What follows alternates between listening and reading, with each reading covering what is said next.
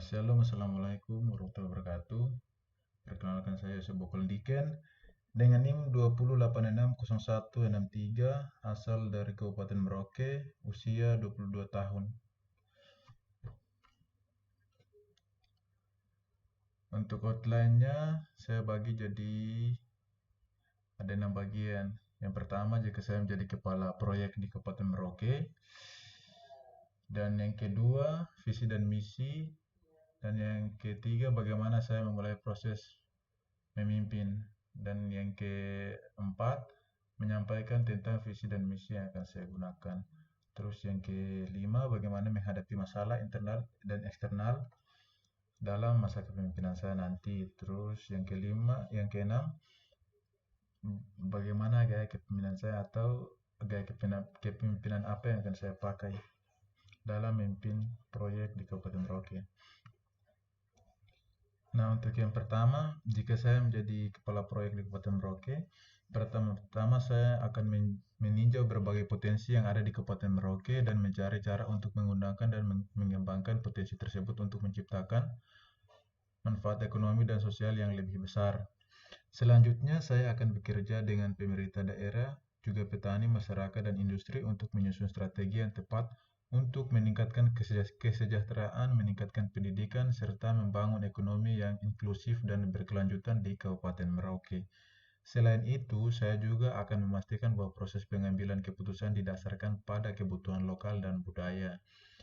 Saya akan melibatkan tenaga ahli lokal untuk memastikan bahwa kebutuhan lokal dan budaya dihargai dan dipenuhi dalam pelaksanaan proyek yang akan saya jalankan. Untuk visi dan misi, yang pertama itu visi. Visi saya jika saya menjadi kepala proyek di Kabupaten Merauke yaitu saya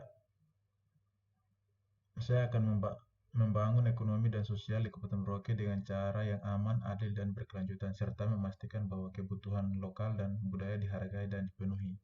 Untuk misi saya adalah mendukung petani, masyarakat, dan industri di Kabupaten Merauke melalui inisiatif yang didukung oleh kebijakan publik, strategi komunitas, dan pemerintah daerah, serta kerangka hukum yang tepat.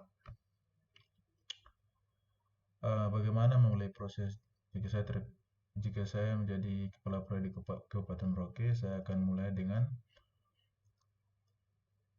melakukan survei awal. Melalui survei ini saya dapat memahami kebutuhan masyarakat dan keadaan lokasi yang potensial untuk proyek-proyek yang berkelanjutan. Setelah selesai melakukan survei, saya akan menyusun strategi yang tepat untuk menjalankan proyek di Kabupaten Merauke. Saya juga akan bermitra dengan tim ahli di daerah untuk mengidentifikasi pemangku kepentingan, memahami budaya, dan mendorong inovasi di Kabupaten Merauke. Menyampaikan tentang visi dan misi. Jadi jika saya menjadi kepala proyek di Kabupaten Merauke, saya akan menyampaikan visi dan misi saya dengan anggota atau tim kerja saya. Yaitu pertama, lakukan konsultasi dengan anggota atau pengikut saya dan diskusikan secara mendalam tentang tujuan utama dan tujuan lengkap dari proyek yang sedang kita jalankan. Dalam setiap kegiatan proyek juga saya akan memastikan perencanaan proyek yang dilakukan runs well dan tepat waktu sesuai dengan visi dan misi Kabupaten Merauke. Saya juga akan menciptakan suasana inovatif dan berkecukupan di Kabupaten Merauke agar proyek yang sedang dijalankan dimengerti kepentingannya bagi masyarakat. Untuk selanjutnya itu bagaimana menghadapi masalah di internal dan eksternal dalam proyek. Yaitu untuk menghadapi masalah internal, saya akan mengevaluasi kepentingan pemangku kepentingan yang terlibat dalam memastikan bahwa proses pengambilan keputusan tidak membuat sebagian pihak merasa tertekan. Saya akan melibatkan berbagai pemangku kepentingan dalam proses dialog untuk mencapai kesepakatan yang berbasis pada budaya lokal dan kebutuhan masyarakat. Untuk menghadapi masalah eksternal, saya akan melakukan kajian tentang berbagai aspek proyek yang berpengaruh terhadap lingkungan, ekonomi, sosial, dan politik. Saya akan melibatkan pemerintah, investor swasta, LSM, dan masyarakat adat untuk mengevaluasi dampak proyek yang membuat strategi berkelanjutan dan berkesinambungan untuk mengurangi akar masalah eksternal. Selain itu, saya juga akan menggunakan pendekatan konversi dan manajemen kesinambungan untuk menjaga lingkungan, menjamin hak-hak tradisional, dan mengurangi ketidaksetaraan sosial. Dan yang terakhir yaitu gaya kepemimpinan transformasional. Gaya kepemimpinan ini dipilih karena Gaya kepemimpinan ini saya pilih karena menekankan aspek motivasional bagi pengikut dan memberikan megah dan mengangkat sosok pemimpin sebagai teladan yang inspiratif. Gaya kepemimpinan transformasional ini juga menekankan pada pengembangan hubungan tim yang positif, sehingga para pengikut punya wawasan yang lebih luas dan juga kemampuan yang lebih baik dengan berbagai cara yang ditawarkan.